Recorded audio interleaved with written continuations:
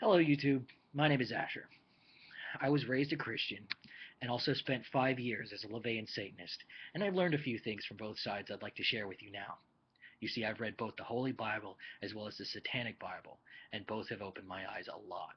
You see, I've gone to church and I've heard countless people claim to know the truth about our Creator and Father. But the fact is, they've all fallen short of what I believe is the truth behind the mystery of our existence. Now, before I begin, I must start first by saying that if you've come seeking comfort, take this as a warning. Turn back now. Turn this video off, stop watching it, go away. Okay? Because I haven't come to bring comfort, but painful, merciless truth. For the truth is the cold, jagged rock that the head of all lies is bashed upon until death. Now, lies are comfortable. They soothe and serve as a soft cushion on which soft and lazy asses rest. But there's no comfort here. There's only truth. I'd like to begin by saying that in order to find God, to know Him and understand His true nature better, you must shed aside all previous notions held of Him. Forget what your pastor told you and set aside your Bible. These things only close your eyes and blind you. God is not behind a pulpit. He's not going to ask for your tithe and offering and does not care about your money or social status. He's not in your church. He doesn't walk the aisles like your ushers and doesn't sit in your pews like your neighbor. You'll also not find Him in the pages of a book. You have to look elsewhere.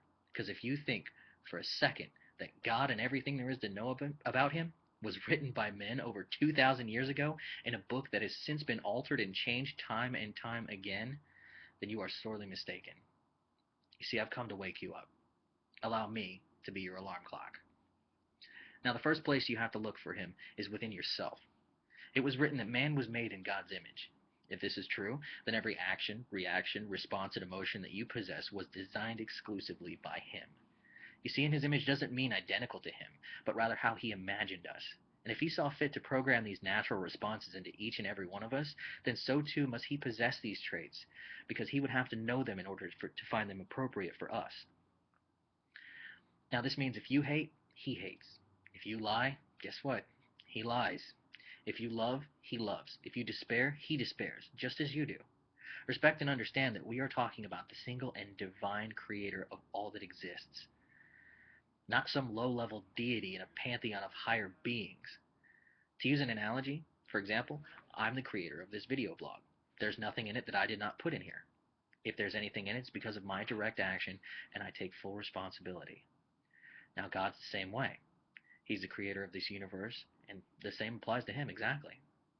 Now, to say that God's ways are beyond our understanding is a complete cop-out.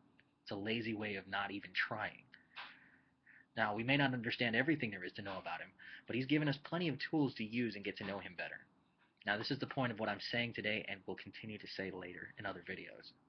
Now, you see, God understands human beings because He's felt everything there is for us to feel already. He designed you, so your carnal and base instincts are the source code of everything you do and were placed in you by Him. Now, it's your core programming. Everything else comes second to these things. Your rage, your anger, your sadness, your happiness, these are all base. These are emotions, chemical instincts. Our civilization and desire to establish order are not base instincts. They're based off of them. Now, this brings me to the next place to look for them, the world. War, famine, greed, corruption. These are all things that we see on a daily basis. In the news, there's always a story about something bad happening.